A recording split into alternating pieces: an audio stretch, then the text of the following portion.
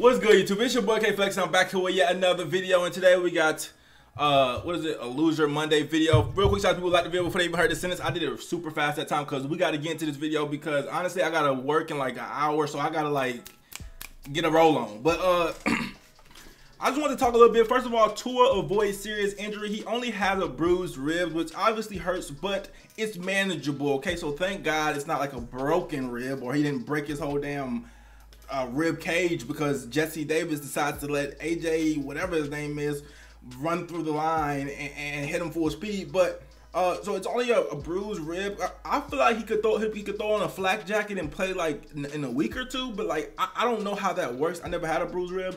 But like in theory, ain't that what a flak jacket for? Honestly, behind that line, he should probably wear a flak jacket even when he doesn't have a bruised rib. To be honest, he should wear as much protection as he possibly can because he's going to need it. Okay, certain quarterbacks, I think Baker Mayfield wears a flak jacket with no, like certain, especially with his stature, how small Tua is, and like, well, I mean, he's smaller than every other quarterback. Well, than majority of quarterbacks. I would say he should probably wear a flak. It's best practice for him to wear a flak jacket and any other protective gear that he could wear to protect his life from being ended by the incompetency of our either coaching staff or offensive line. I don't know which one. I don't know who got the offensive line that's lost, but they're lost. Okay.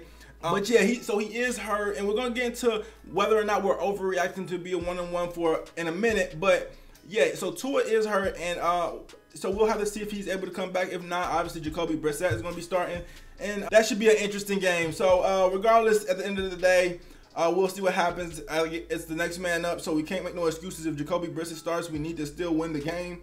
But it's not going to be too long that Tua shouldn't miss with a bruised rib. Okay, it shouldn't be too long, even if it's going to be one game. Should not be that long.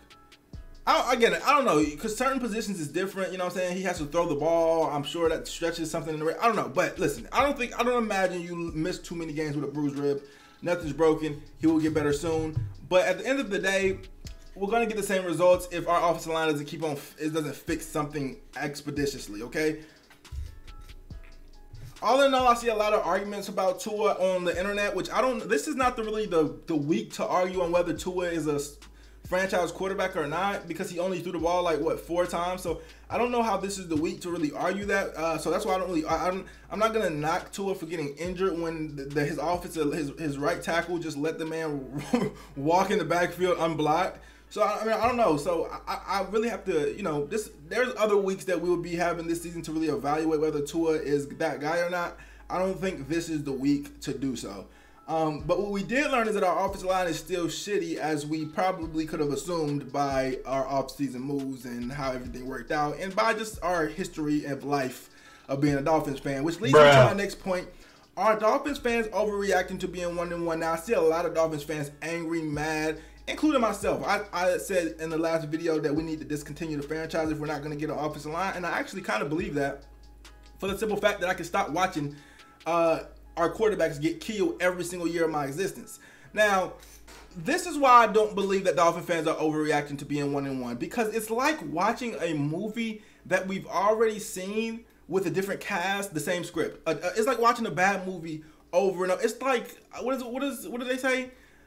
Insanity is insanity is doing the same thing over and over again and expecting a different result. Bro, it's the same thing every single season with just different players. No matter who's the coaching staff, no matter who's the quarterback, no matter who's on offense, it's the same thing. Our offensive line, the quarterback connection is just never there, no matter what. And it's to a point where it's just at this point unbearably just, we have a very volatile fan base because we deal with this every year. This is not a week 2 problem. This is not this is only week 2.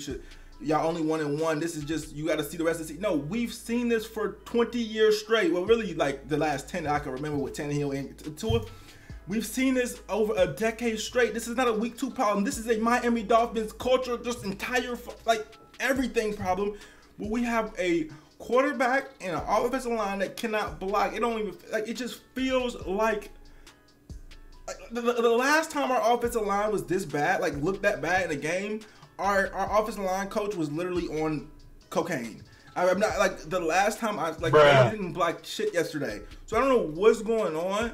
But this is why people are so frustrated. The Dolphins in the last 20 years, which is all the time I had to watch football, really I just started watching probably, to be honest, I probably started watching like actual every Dolphins game when I was like in high school, because truth be told, I used to have to watch the games off NFL.com. I would go look at the play-by-play, because when you're young, you don't really know. I didn't know about illegal streams and stuff like that. So I didn't have the game. So I used to have to like look at the play-by-play, like Ryan Tannehill completes 5-yard pass to Devon Best. That's how I used to watch the game. I'm not even trolling. That wasn't that long ago too, if you really think about it. I was probably like in high school, and that was only like probably like 10 years ago, or like even 8 maybe. Like I used to watch the games like that. Ronnie Brown rushes to the side for 5 yards. Like that's how I used to like. I used to picture it in my head, and then I had to watch the highlights on YouTube on YouTube later.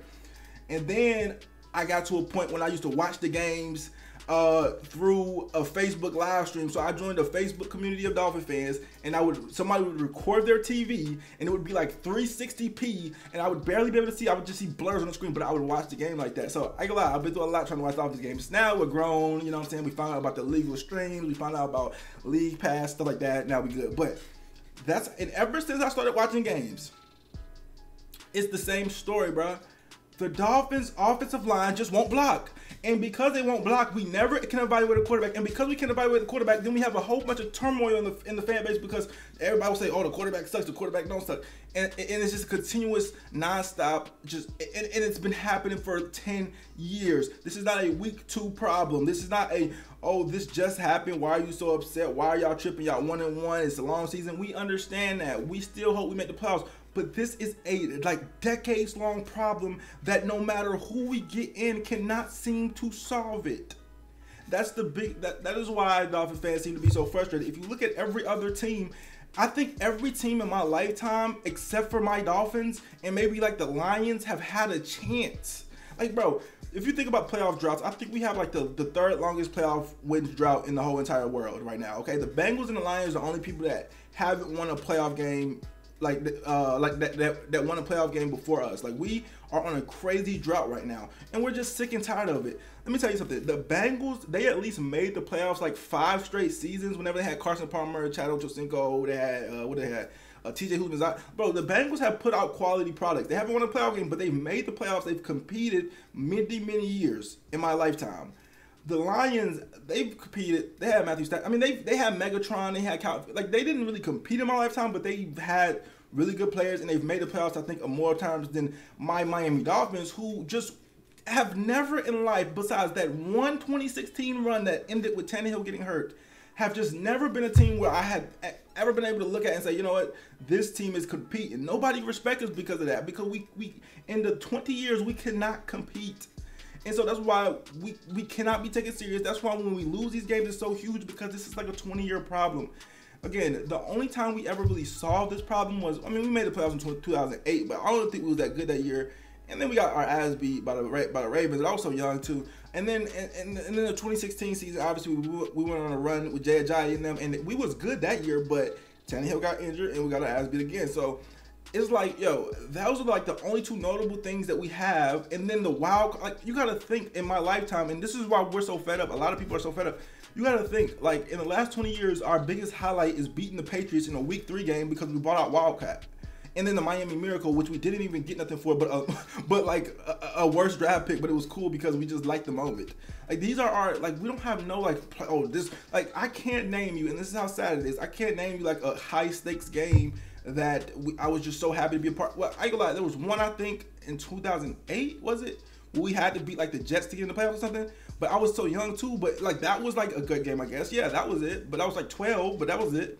But other than that, like, it's just the game. Like, the Miami Dolphins, like, we have to just be better as a team. So this is where the frustration is coming from. It's not even all on Brian Flores. It's not all on our current people on the line, like Robert Hunt and Matt Dieter and Austin. Well, Austin, what you call it? Austin Jackson is terrible, but it's not on all them. It's on them, but what everybody gotta understand is deeper than even them.